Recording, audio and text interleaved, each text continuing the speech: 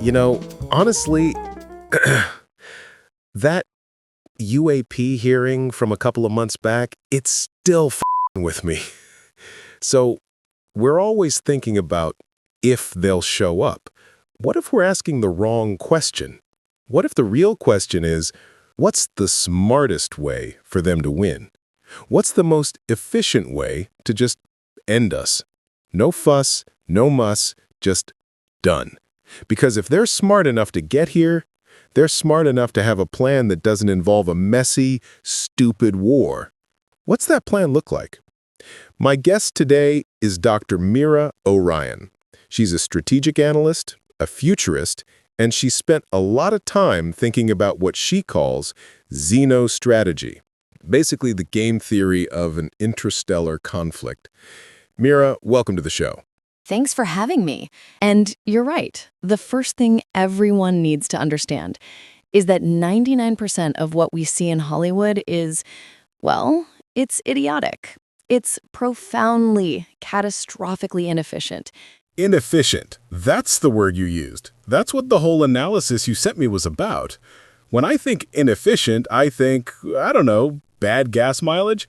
What does efficient mean when you're talking about wiping out a planet? It means getting what you want with the least amount of cost and risk to you. That's it. It's a business calculation. What's the goal? And what's the cheapest, safest way to get it? Think of it like this. If you have a wasp nest on your porch, what's the efficient way to deal with it? Is it to put on armor and go in there with a baseball bat? Or is it to stand back at a safe distance with a can of spray and just douse it while you drink a beer? Right. The spray. Advanced aliens are using the spray. They're not flying their multi-trillion-dollar motherships into our atmosphere just so our little fighter jets can poke at them. It's bad strategy. So the first question isn't, what weapon do they use? The first question is, what do they want? Right. Okay. And the movie answer is always our resources. They want our water. They want our minerals, our gold. And that's probably wrong. Again, inefficient.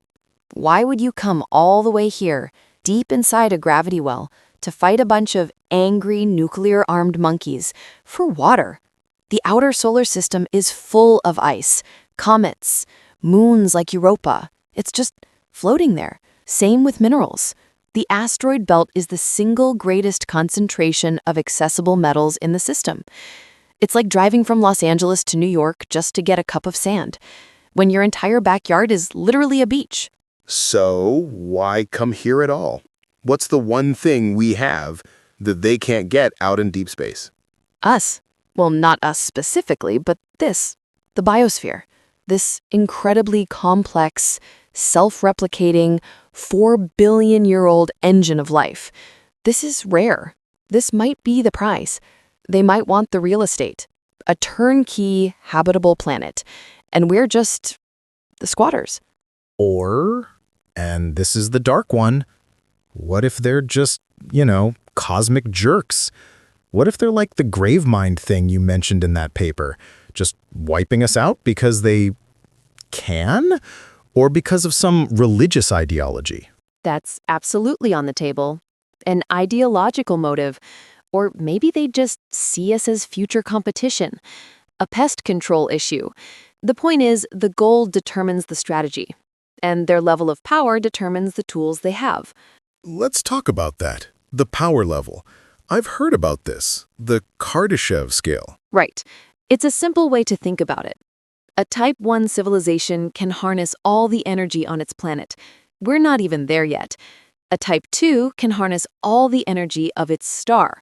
Think of a Dyson sphere, a giant structure built around the sun to capture all its output. That's insane. The power is just unimaginable. And a Type 3 can harness the energy of its entire galaxy. We're talking God tier. For a Type 2 or a Type 3 civilization, the cost of attacking us is basically zero. It's a rounding error.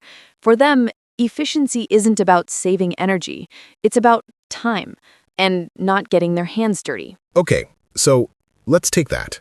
A Type 2 civilization. They don't want our water. They just want us gone. They want the house, but they're willing to do a full renovation.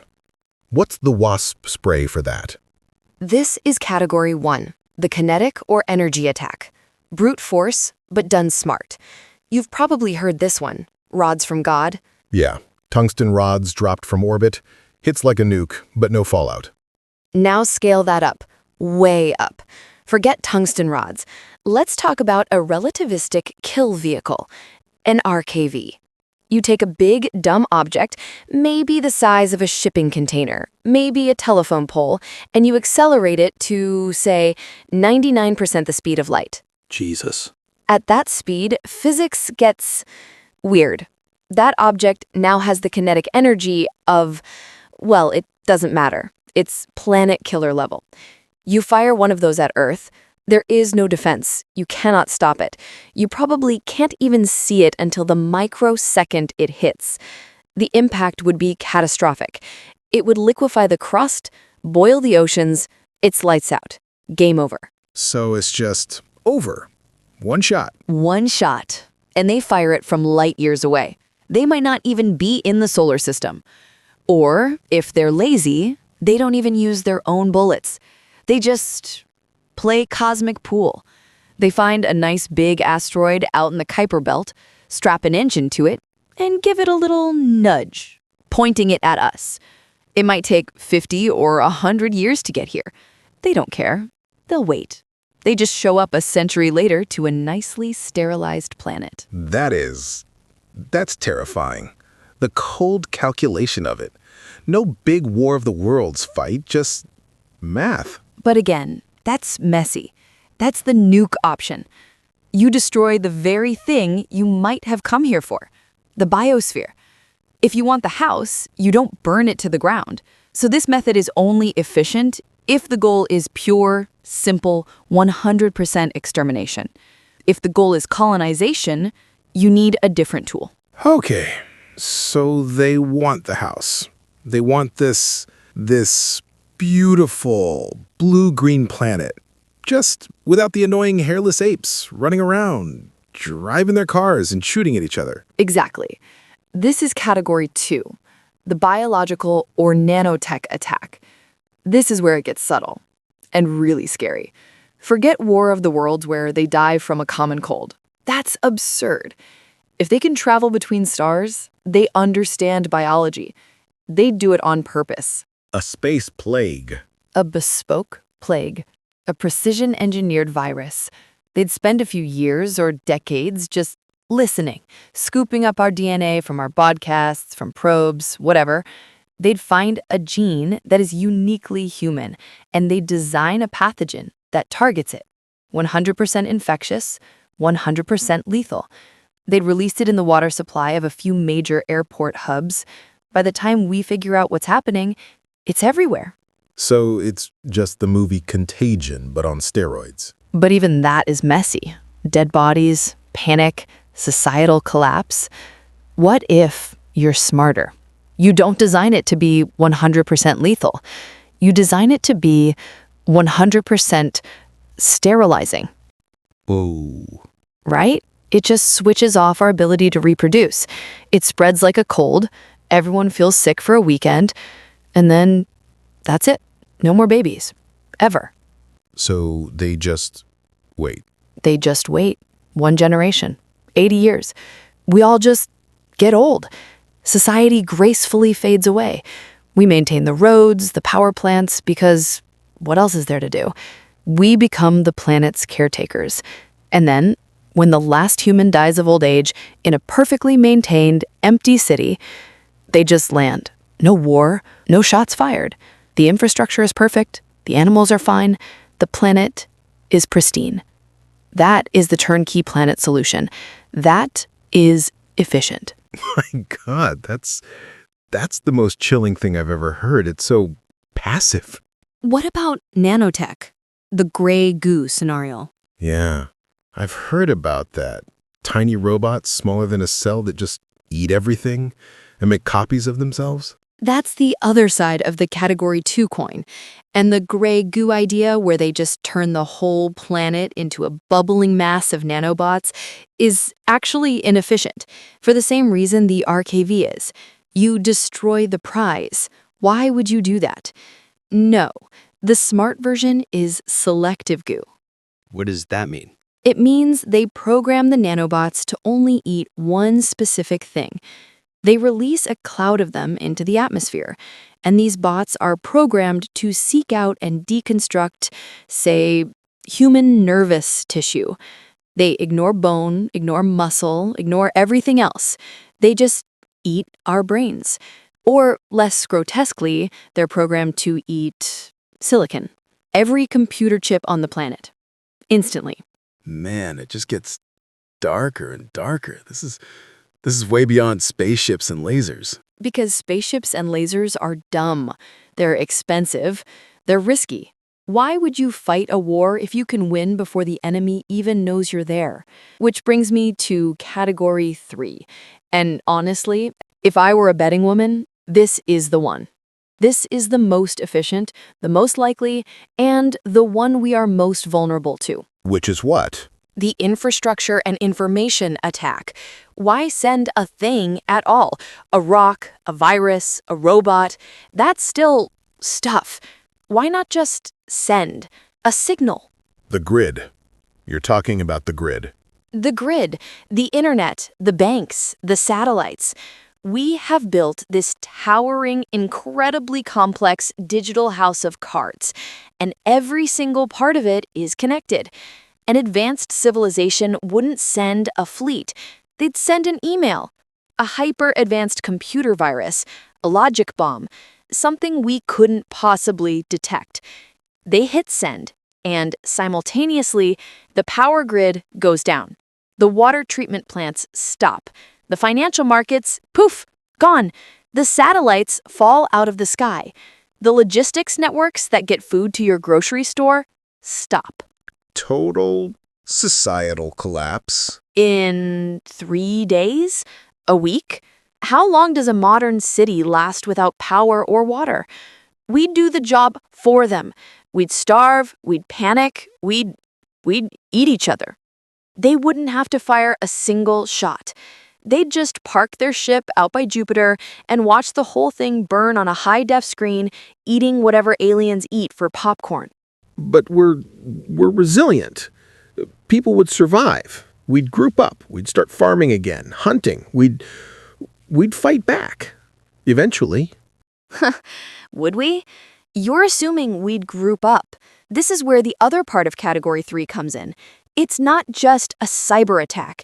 It's memetic warfare. Memetic. Like memes? Like cats on the internet? Exactly. But not just cats. Ideas. They don't just turn off the lights, they turn us against each other. Think about it. If they're this advanced, they've been listening to us for decades. They've read every website. They've watched every cable news show. They know every crack, every fault line in our society. Left versus right. Pro this, anti that. All of it.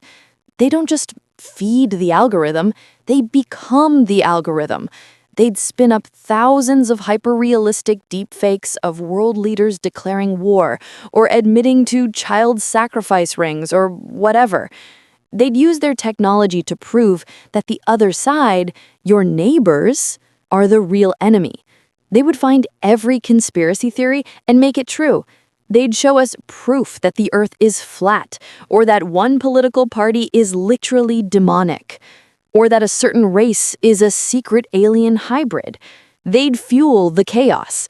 By the time we even realized it was an external attack, we'd be so deep in a civil war on a global scale that we wouldn't even care. We'd be a smoking ruin of warring tribes. And when the ships finally landed, half the population would probably run out and thank them for restoring order and saving us from the real enemy, which is each other. That's it. That's the one. That is the smartest, most evil, most efficient thing I can imagine. They use our own psychology, our own tribalism as the weapon You're right. That's way more effective than a death ray. It costs them nothing, it has zero risk, and it leaves the planet, the infrastructure, and a nicely cowed population ready to be saved. So what about the X-Files version? The invasion of the body snatchers? Are they already here? Category 4, the long con, the infiltration.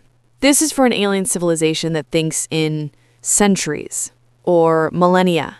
Why risk a war at all? Even a mimetic war has unpredictable elements. Why not just take over? Like shapeshifters. Or perfect biological copies? Or just agents? Humans they've compromised. You don't take over the world, you just place your people. A CEO here, a senator there, a media mogul, a key scientist, and you just steer.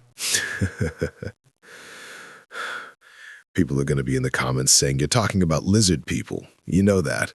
I'm not talking about lizards. I'm talking about strategy. You don't do anything dramatic. You just guide things. You slowly pass laws that stifle, say, renewable energy to keep the planet's environment on a downward trend.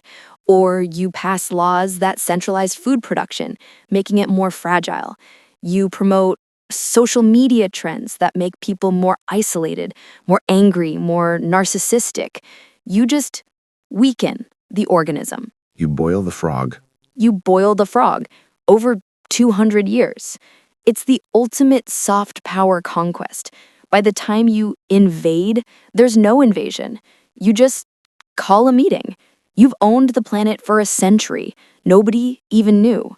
This is the most efficient method if your goal is total preservation of all assets, the planet, the tech, and the population, as a compliant workforce. So, man, we've got the RKV, the planet killer. We've got the sterilization plague. We've got the turn off the internet button, and we've got the slow boil infiltration. Out of all of that, what's the real number one? It's what we call the efficiency paradox.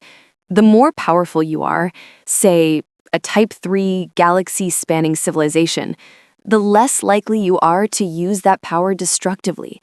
Brute force is, well, it's dumb. It's a sign of a less advanced mind. It's inefficient. You break the prize you came to get. So the real god-tier aliens, they wouldn't be throwing asteroids. They'd be the ones using the mimetic warfare or the infiltration. Or, and this is the real kicker, this is the ultimate efficient strategy. They wouldn't come at all.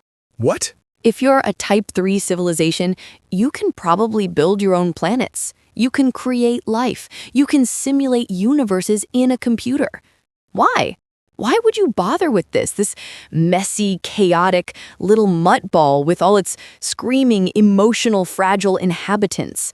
It's like a billionaire driving across the country to break into a shack to steal a half-eaten sandwich. The cost-benefit just isn't there. So we're not even worth the trouble? That's almost more insulting.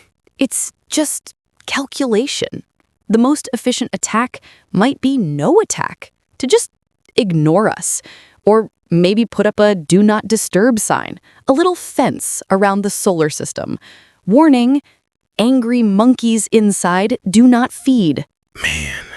So this whole conversation, this whole strategic analysis, it all just ends with, they wouldn't even bother? Not quite.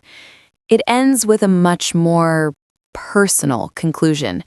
We've spent all this time thinking about their strategy, how to fight them. We build weapons. We write movie scripts about dogfights in space. But what if the real defense, the only defense, isn't about weapons at all? What if it's about fixing our own house? We're so vulnerable to a Category 3 attack, the cyber attack, the mimetic warfare, because we are so divided, because our systems are so fragile. We've handed them the instruction manual for our own destruction. What if the only strategy that works is to become a species that isn't so easy to tear apart, to be less divided, less hateful, less fragile. Because right now, the most efficient way to conquer us is to just stand back and let us be us. Wow, that is a hell of a thought. Dr. Mira Orion, this has been one of the heaviest conversations I think I've ever had. I need to go, I don't know, look at a tree or something. It's a lot to take in. Leave him with one last question. That brain bender you mentioned before we started. All right, here's the real brain bender. We talked about that long con, the 200-year infiltration. And the question for your audience, how do you know it hasn't already happened? What if the invasion was over 50 years ago? What if every major decision, every war, every crazy new social trend is just the new management steering the ship? What if we're not waiting for an invasion? What if we're just living in the cleanup phase? What do you mean? We talked about mimetic warfare, turning us against each other. So here's the thought. What if that is the infiltration? Not little green men, but ideas. What if that sudden, blinding rage you feel at someone with a different political sticker on their car, what if that feeling isn't yours? What if it was installed? What if they're conquering us not by landing ships, but by making us hate each other so much we do all the dirty work for them? We're too busy fighting over stupid shit to even notice them walking in, changing the locks, and sitting down on our couch. Man, Dr. Mira Orion, thank you. This was wild. My pleasure. Be right back. See you next time.